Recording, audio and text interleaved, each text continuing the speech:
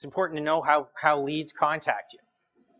So in our case, about 1/3 of leads come via the email and about 2/3 via phone. Okay, so, now out of that comes this. This is the conversion ratio and the quality of phone calls relative to emails. Phone calls are worth 3 emails. That's how much more. So of phone calls, we're able to convert 9 out of 10 phone calls into an appointment. 9 out of 10. Emails, it's about 1 in 3. So, one of the great weaknesses a lot of the internet listing services, what we've ever found, is there's not enough focus on getting phone calls and much more of the click to rent. And a lot of people think now, because of the web, people want to make use of the web to go and use to communicate with people via the emails.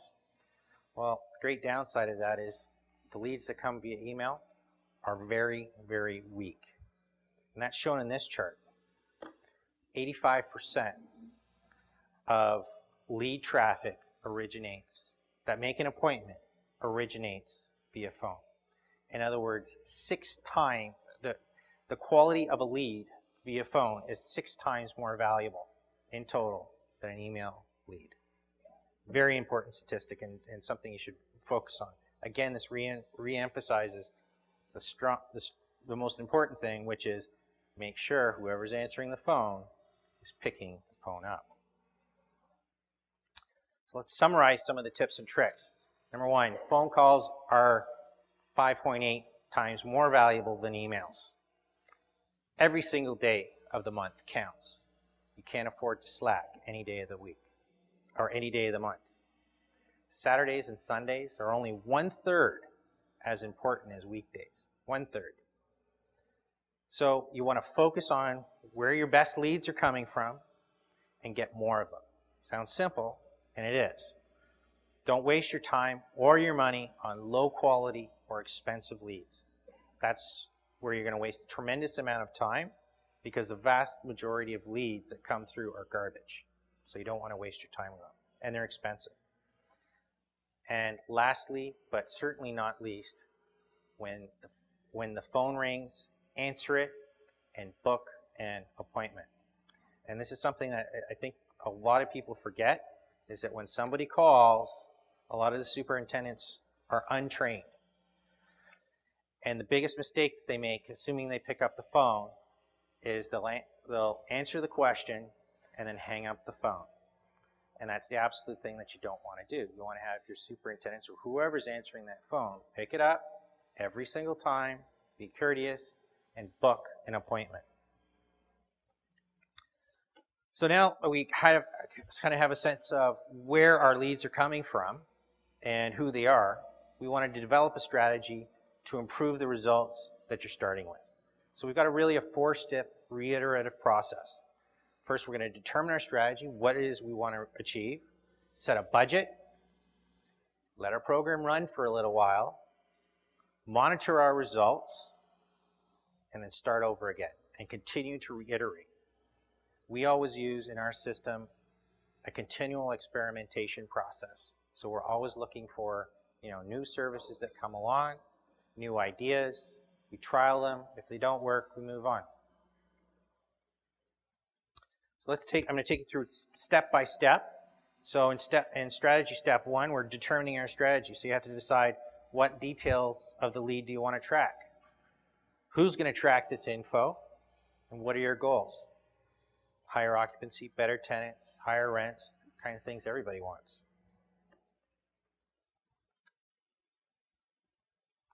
So lead-specific information. What do you want to track? Obvious things. Name, contact information. What do they want? Do they want a 1-bedroom? Do they want a 2-bedroom? You've got to understand, and this becomes more important as you build a larger portfolio. If you're a single building, maybe less of this is going to matter. But the larger your portfolio, more of this information builds into your database, which can become a very, very powerful tool. So what is it they want? 1 bedrooms, 2 bedrooms. Maybe you have a few buildings that can satisfy their needs. Which buildings do they want to see? When do they want to move in? When would they like to see it? Again, push for the appointment. And diagnose. Why? If they didn't rent, if they didn't make an appointment, if not, why not? You absolutely want to understand. We're going to get a little bit later into how to analyze and optimize the 6-step process. And you can find out in your own organization where you're succeeding, where you're failing, so you can improve it. And lastly, and probably almost as important as anything else here, is how did they hear about you? Because you want to absolutely know every time where this lead heard about you, because you want to be able to score and thus optimize your process. Step 2, we're going to set our budget. So how much do you want to spend? So you got to pick a budget, determine what you want to start with, and adjust your budget to suit more or less your current lead flow. So this is a bit of in a reiterative process. You're going to start with whatever your budget may be of X, and then next time you're around are you getting enough leads for your process, and then you adjust your budget accordingly, up or down. And you want to allocate between your various sources on what you use now, and then later on what you learn. Number 3, you've got to let your program run for a while.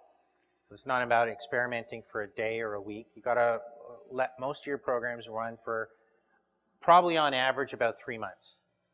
And that's to give your time enough time to collect enough clicks, to get enough statistics, and see how many conversions you get.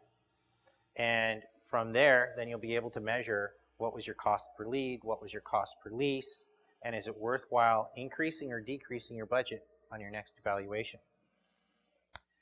And you only really want to make sure that you make changes to your systems after you've collected enough data. You don't have enough data, you can't make good decisions. You want to be monitoring your results. So measure what worked, what didn't work. Diagnose your problems, know what they are, and then know what adjustments, if any, you want to make to your process. So what do you want to measure? Really quite key, determining what it is you want to pull through and continue to monitor. So some of the things on the you'd like to start with anyway is the number of calls and emails that you get, your advertising cost per lease, and I'm going to show you how to calculate that, your advertising cost per lead, your conversion and success ratios by source, so you know because some sources convert at dramatically different rates, and different internet services convert at dramatically different rates. Some pull you traffic, but their lead quality is poor. So it's very important you understand not only that you're getting calls, but that the calls are good quality. You want to understand which medium, and I've kind of already given you that insight, which medium works and why, and by what step in your process. It's very important, as I showed you, you can go from an idealized world of roughly 1 in 9 being a lease to very quickly becoming you need 30 calls to sign a single lease. So that really gives you an idea that, if you quadrupled your lead traffic, most people think that would be pretty good, but you wouldn't see any results if as a result you let your performance at your building level and your step monitoring process deteriorate. So we use a very, very simple, well actually we use a little bit more sophisticated than this, but this is a very simple way to start. So you would just lay out a single chart, and you can actually print this presentation off and use this if you wanted to. You would track your different sources along your in the different columns, and then you would track, for example, number of calls that you got from that source, the number of emails. So the two of those together is total leads.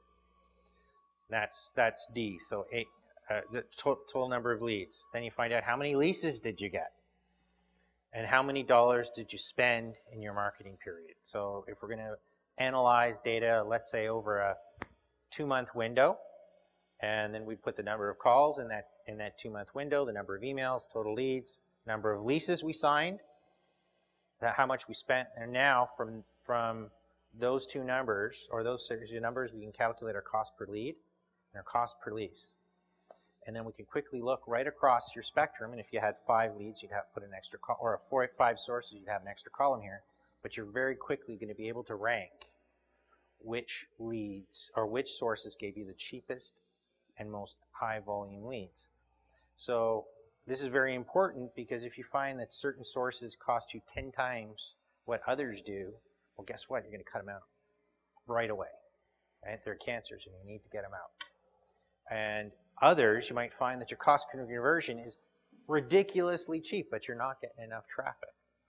But chances are you won't cut it out if they're cheap, if it's cheap traffic. You might try and find a way that you're going to increase, maybe by via budget increase, putting more traffic towards those sources that are cheap on a per lead basis. Remember, let's go back to the idea that every lead that comes through a system has a cost. What you want to do is maximize the number of leads per dollar that you're going to spend.